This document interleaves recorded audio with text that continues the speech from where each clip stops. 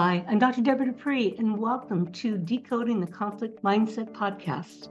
I'm host and founder of this podcast, and it's my delight to bring to you every 2 weeks a thought leader from somewhere around the world. For this particular episode, 59, I bring to you high conflict divorce expert Brook Olsen. Why do I bring someone into divorce to the workplace? Well, Brook is a certified parenting educator and active with the International Network for Children and Families. Brook and I have known each other for many years, and I am quite aware of my own personal experience, as is he, about the impact of divorce in our world of work. It can be debilitating. It can be nerve-wracking, and we may not show up very well and perform at work in the way that we should. And so I asked Brook to come here so that we can talk about what human resources, what risk management, and what employers overall should know about people going through divorce. Now, I dare say that many of those folks I just mentioned probably are familiar with divorce because over 50% of marriages end in divorce. It happens to a lot of us. But there are things that we can do, and we have models for them already to better support and truly help someone get through a very difficult time in life. So stay tuned, learn from Brook, his ideas, and learn how he tends to de-stress his conflict in life by spending time with horses. In fact, his stall is called Mirror, Mirror in My Stall, because horses are such a great source of co-regulating. You'll learn more about that too. So come on back and join us for how divorce shows up at work.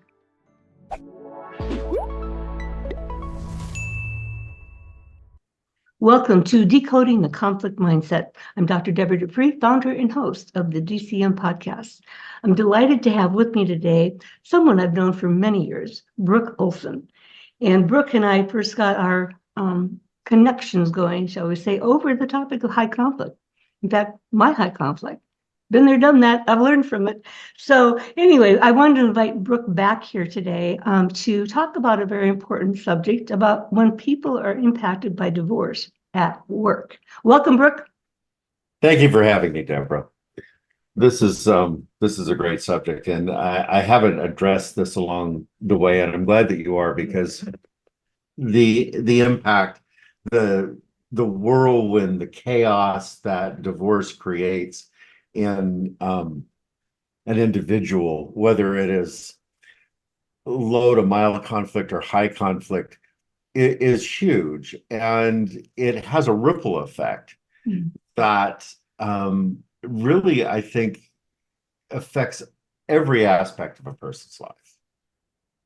Absolutely. I mean, you and I know, and maybe a lot of our listeners may know this, maybe they don't.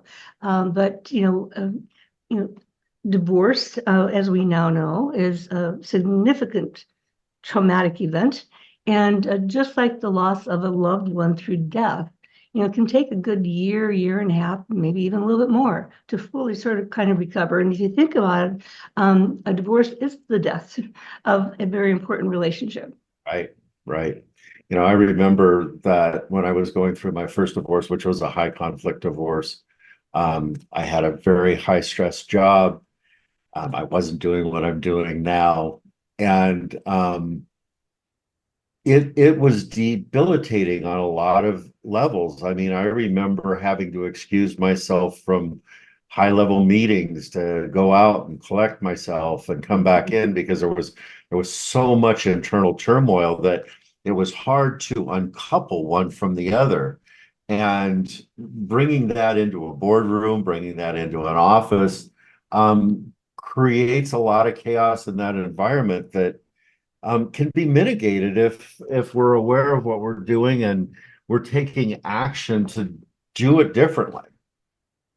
Absolutely. I know, from my own experience, I really got into what are tips and techniques that people can use to better manage the impact of this ongoing divorce process, particularly when it comes to work.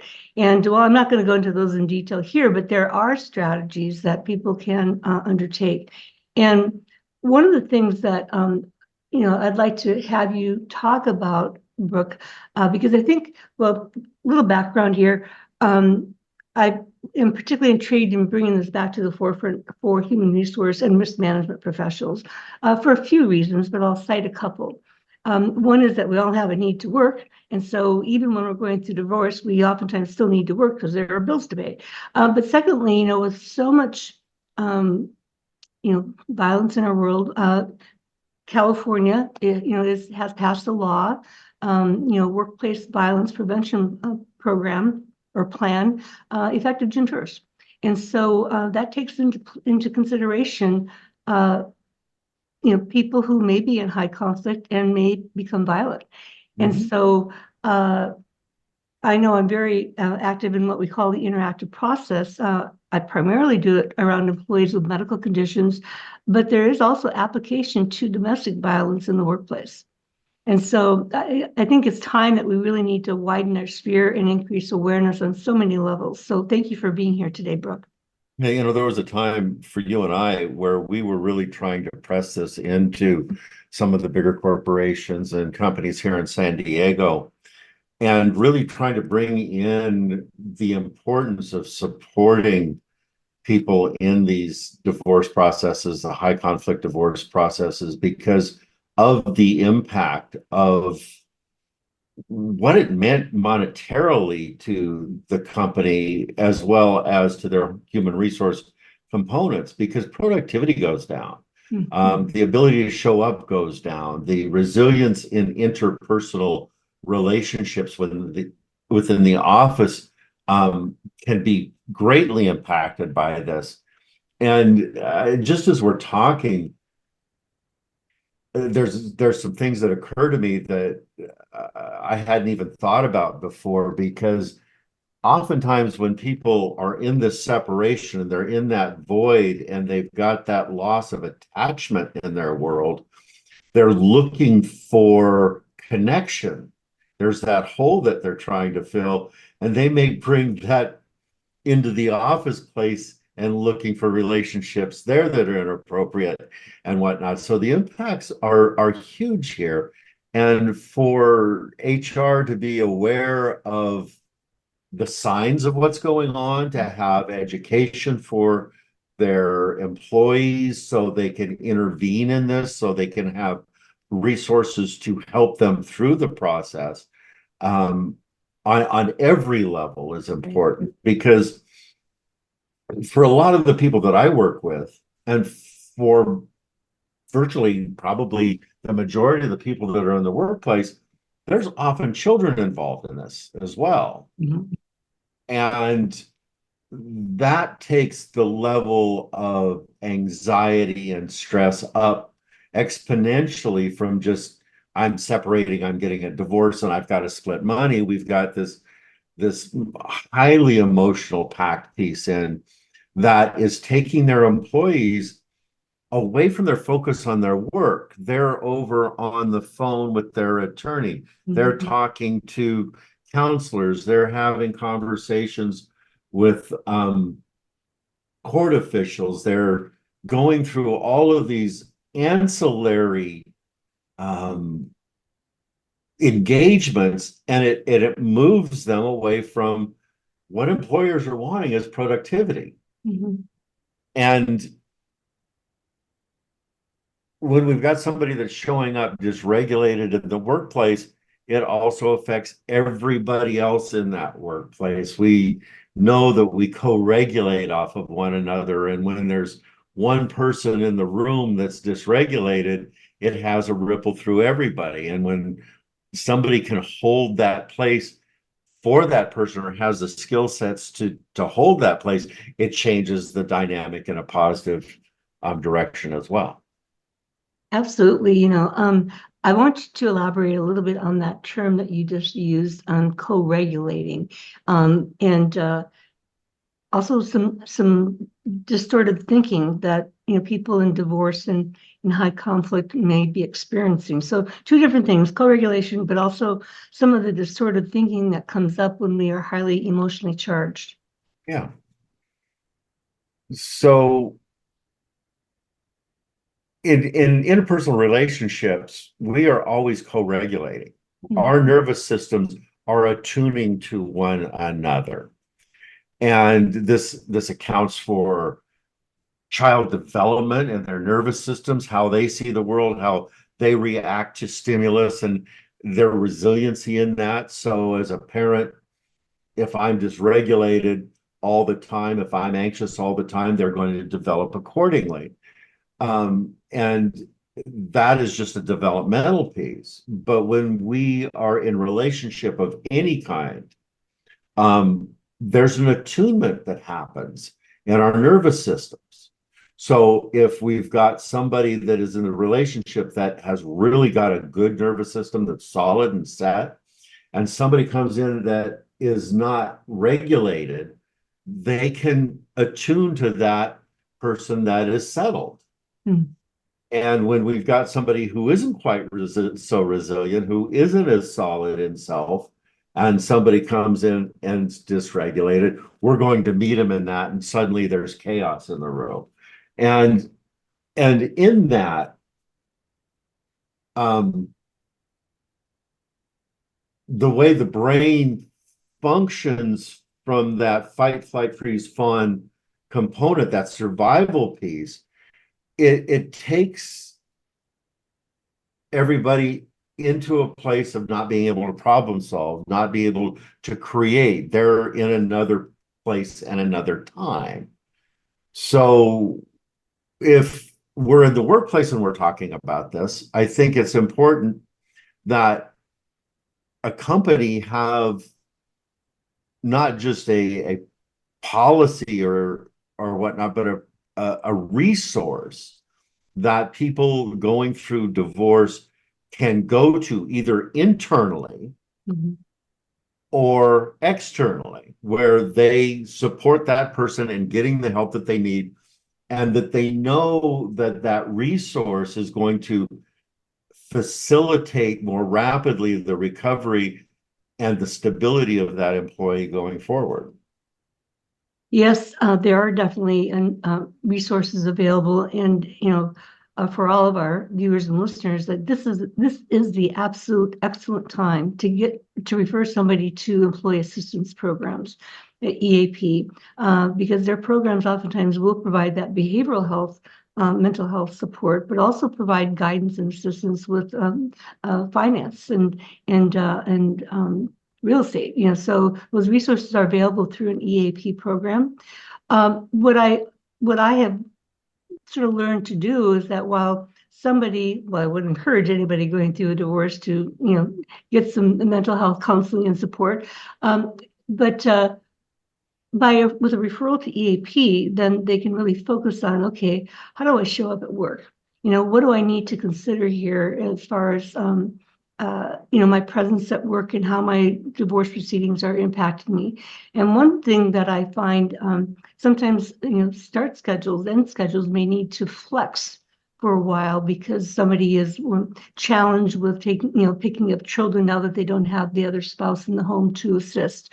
Another big area I see that's really impacted is when people travel as part of their job. In fact, I just conferred with a longtime former client this past Friday, and she said primary custody, but because his job involves travel. And he now wants 50-50. But his travel requirements at work have not changed at all. In fact, he recently wrote to moms to say, my travel needs may be unexpected and unpredictable. I don't have control over it. My employer sends me where they need. Well, the chaos that's going to present in terms of a parenting plan and the children being jerked around, from household to household, he's just not getting. And but that's something that has to change. Maybe my roles and responsibilities might need to be adjusted at work. Maybe I need to, think differently about my travel and travel only when I don't have my children in my custody.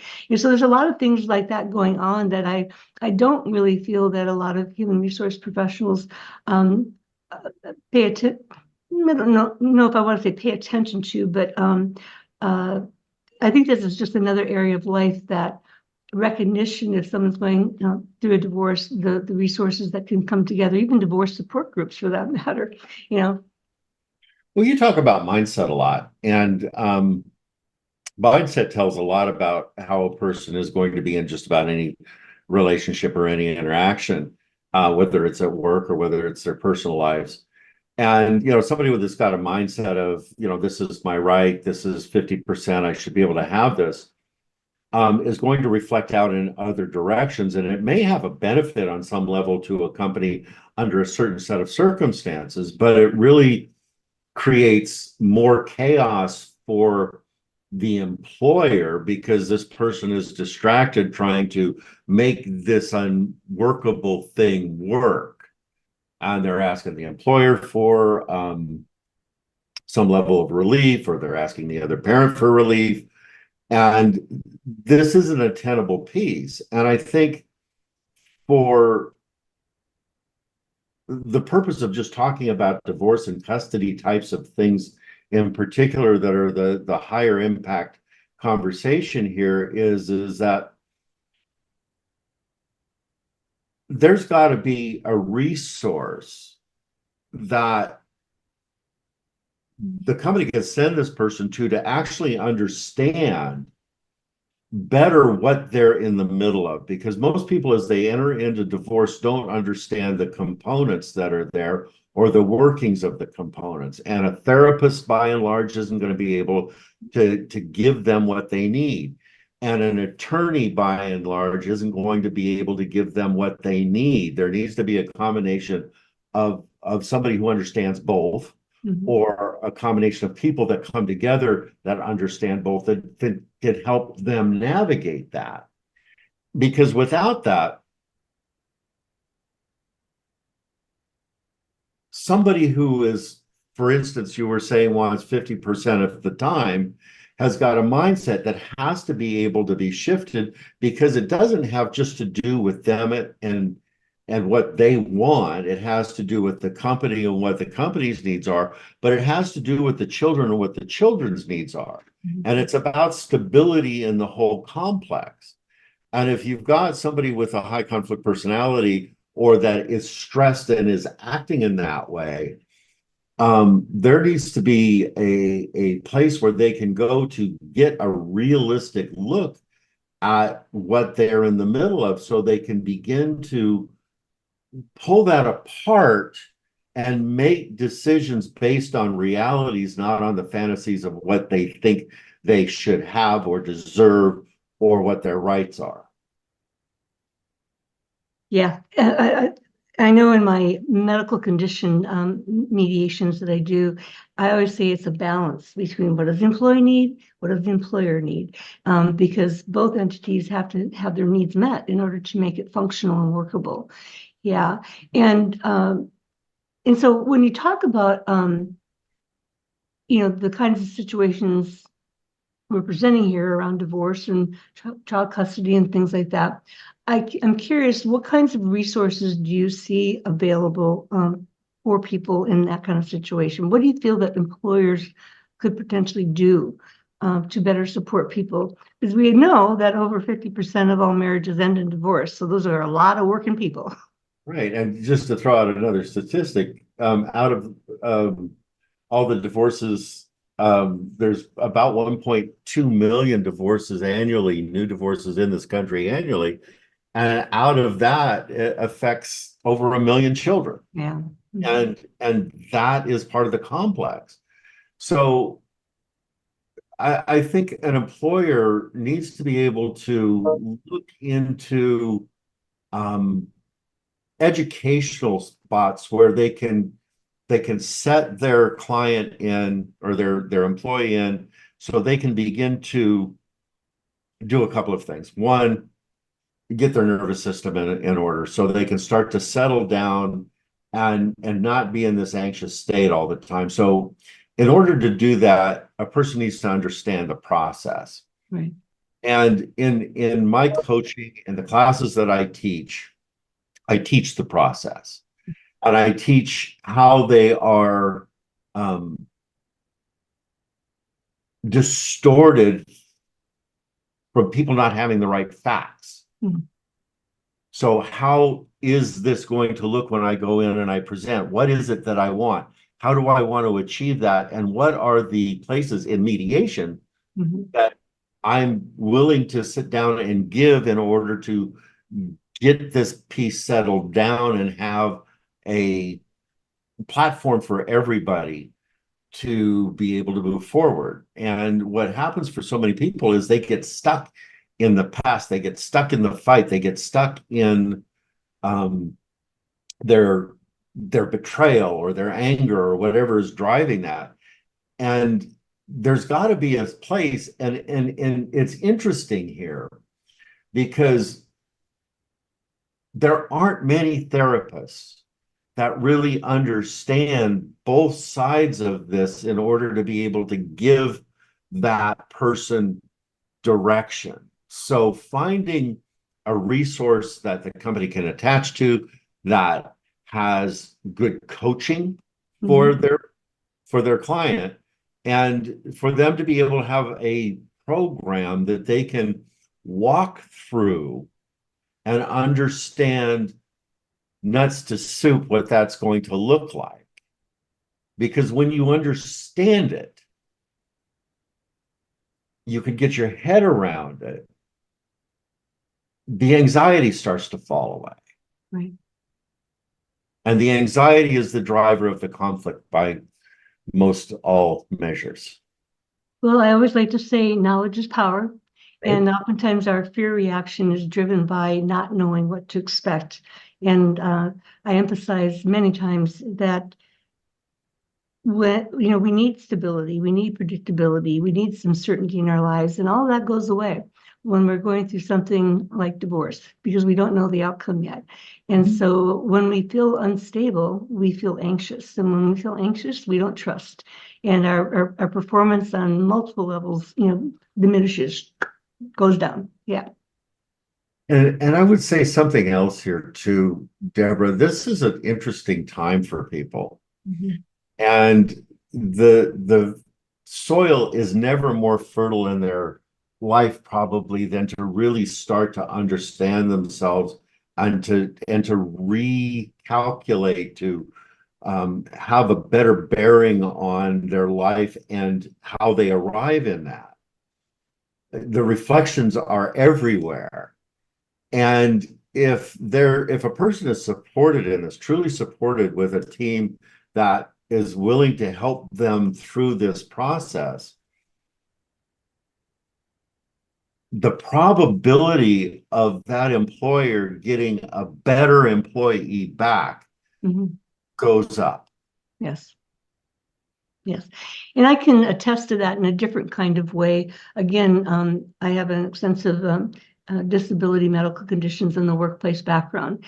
And I have seen time and time again when I've assisted organizations in developing their internal process that, when we have helped people with medical conditions get their life back, get back to work, restore their financial capability, they are the most loyal, dedicated employees.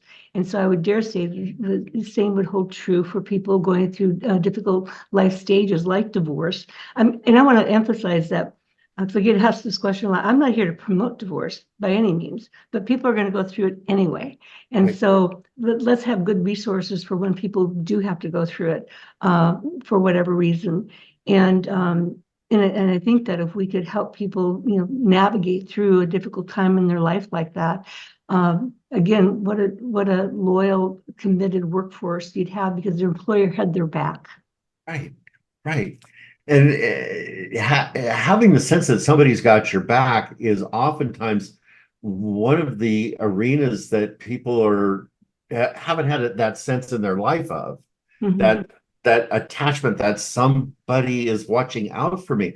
And the interesting thing I think here is employers oftentimes have programs and resources for people with addiction. Good point.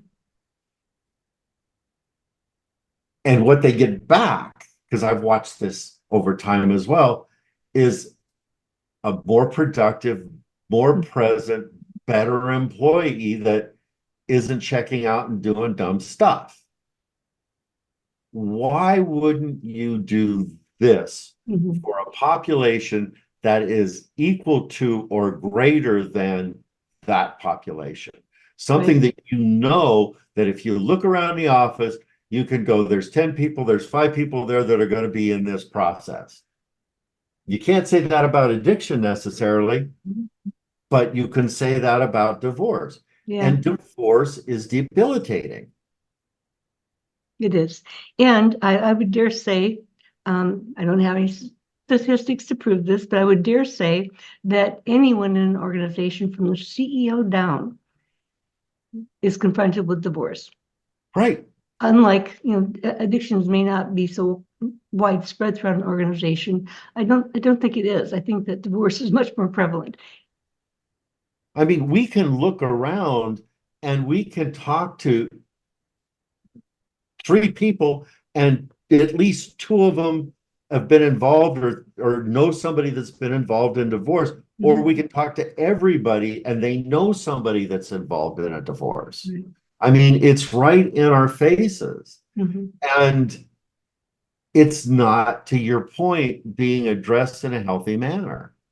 And to have a resource, have some place where that employer can say, listen, I trust this. It's established. I know they know what they're doing, and I'm going to send them there. It's going to make a change. And even for them to monetarily support that, either through time off without loss of pay, or through some stipend to help them get in one of the divorce classes that are out there. Right. So, Brooke, tell me, I mean, I've got ideas swirling through my head now as far as possibilities. So I don't get carried away on that level, because I do get excited about these kinds of topics. I know that, one, you have your high conflict diversion program, and you are also the author of a book called The Black Hole of High Conflict. And so tell us a little bit more about each. Okay. So the high conflict diversion program, it's a 9-week program. And what a person does is they come in wherever we're at in the program. It's a rolling class. And it's kind of broken down into 3 sections. First of all, understanding conflict, understanding the high conflict mindset, understanding high conflict personalities, how they develop, and really trying to de-demonize them. So let's understand the development. Let's understand how we got there. Let's understand some level of attachment and where everybody is on that spectrum, because we all got some of this stuff going on. Yeah. And then talk about disengagement, which is a really big piece. And that's really about looking at how we get drawn in and how a person has a tendency to want to defend where defense isn't necessary. We don't need to take this personal. What's real is real. What's not is not. Let's just get through and solve the problem at hand. And the problem at hand is typically survival, something over my head that keeps me sheltered, food on the table, and my children. Okay. So looking at how that affects their engagement. The second piece of this is really about parenting. But I take parenting into a bigger, broader look in terms of how we look at what scares us about our children, what scares us about being in the other parent's world, whatever is driving that. And I really spend a good amount of time in the neurophysiology with it. I think that is baseline for everything, how this whole thing functions and gets us into the trouble that we get into. But it's also understanding how to get out of it. Right. And then parenting. I think parenting is the baseline for where we're going as a society, what we want to strive to help change, and what we want to keep this generational repatterning from continuing. And again, that's just relationship. That's just attunement. That's just being able to listen to what a child's needs are and to be able to interact them with appropriate boundaries. Now, where in the world is that not appropriate for any relationship? It's how we do things if we're doing it in a healthy way.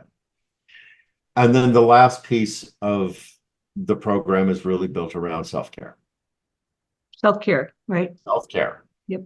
How do I take care of myself? How do I enjoy this ride? How do I enjoy this with my children? How do I enjoy this without my children?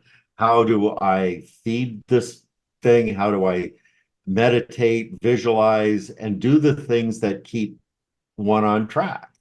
And along with that, where do I want to go? What do I want? What do I want to create in this lifetime that maybe I got sidetracked from because of the marriage or Yeah. the relationship? So it's a holistic approach. Yeah. No, I love that. Yeah. Because I can certainly identify how marriage derailed a lot of other things in life. But that's another story. So I really hear what you're saying in terms of, it's really a time to reflect, Mhm. revamp, and re-energize. Yeah, and it's a course correction. Mhm. Yeah, shifting the mindset. Yes, there we go. Yeah, yeah. So like me, like you, we share a lot around the neuroscience behind people in conflict. And I think there's a critical element that people benefit from knowing. And I have another saying. I like to come up with sayings, but imagine where I could be if I just got out of my own way. Okay. And so I share that with people because then it's an opportunity of saying, okay, it's not that I'm a bad person. It's not that I can't be someone successfully married or be successful in my career. But I need to take a look at how am I showing up? What are my behaviors? And how have I contributed to this? And what do I want to do differently? And so it really is about creating that space to make a choice and to say, okay, let's move forward. And I go back to the workplace then too, because it's a difficult time, it's a traumatic time. And so it can affect our career mobility to some degree. And I think we need to connect with some care, compassion, and concern. Yeah, because depending on what a person's focus is, and there's no judgment in what I'm about to say because people have different focuses on where they want to be in their world. And some people are really career oriented, and the children and the parenting piece is a secondary piece, but they'll look at that as I'm going to be seen as not a good parent because I'm focused over here. Mhm. And to try to take somebody out of a dualistic mindset, if you will, and Mhm. say, I can optimize this and I can optimize this. It's just going to look differently. Mhm. And it may have a financial impact. Um, and am I going to take that hit? And if I take that hit, what's my world going to look like? So it's a reassessment of everything that's going on. And from an employer's standpoint, if they're compassionate with this person, they can support either one of those choices. Mhm. And by supporting a parent who wants to shift their schedule or shift their job description so they can spend more time with their children, they're going to get more out of that employee in that place that they shift them to than they would if they jammed them into having to do this high stress, high level job that um, they are fighting against because they want to spend more time with their kids. Yeah. And vice versa. It's like for the person to sit there and go without self-judgment, but with self-reflection, what's important for me here? Mhm. Do I need to travel less? And what would that look like? Do Mhm. I need to move? Yeah. This is often something that comes up with people that um, are in custody situations where one parent gets to move to another part of the country or another part of the state. And do I or can I repackage myself so I can make that move?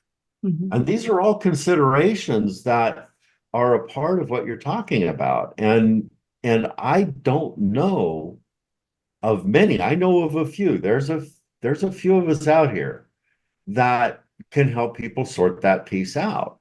Right. Right.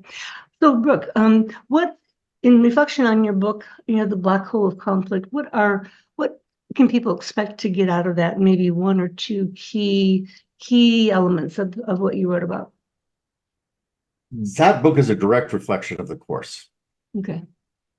It's compiled with all of the same components. So it takes them through that process and helps them, in their own time pull out. It's a standalone and it's not. Just like any book, to be able to really get in and pull the pieces out, there needs to be engagement. But it's an opening. Okay, very good. And so how can people find out more about your high conflict diversion program? And I know that your book is available on Amazon. Okay. So my website is highconflict.net. And we've got several resources there. We've got the classes. I've also got a podcast, the High Conflict Co-Parenting Podcast, which tackles all of these same conversations from neurophysiology to relationship to stuff that is just off the wall from time to time. But that's there as well. And then I work with individuals as well in divorce and custody coaching. Okay. Well, thank you for sharing that. So again, highconflict.net is your website. And the book is a sort of a mirror of your program. And so that might be a good way to touch base and say, is this what I feel I might need. And in our virtual world these days, how are the courses taught? So I know from working with you many years ago, we taught all the classes on the ground. Right. In seats. All the classes are virtual. Okay, great. So really you could access people anywhere in the country or the world. I do. I've had people that I've had my classes in Australia and England and the US and Canada. So yeah, it's accessible from anywhere. That's great. That's great. Well, is there anything coming up, Brooke, that you want to share with us as far as, big next steps you see happening? No, I think we're just going to continue to do and unfold material as we go. Again, we've got on our website access to different materials that are available, but we've kind of touched the highlights. Okay, so folks, you got it here on Decoding the Conflict Mindset, Brook Olsen. And, divorce is another one of those major players in our lives. And that's how we show up at work. And so thank you for being here. Pass it on, share it, and listen in next, because we'll talk about who's coming up next. Thank you, Brooke, for being here. Thank you for having me, Debra.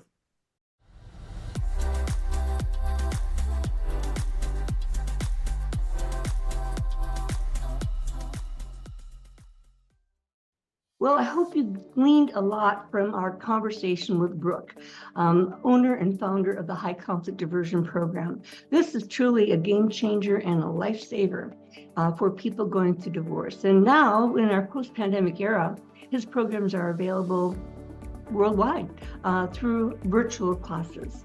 And so check it out. Brook Olsen, High Conflict Diversion Program, highconflict.net. Well, coming up next is Ty Berdoni.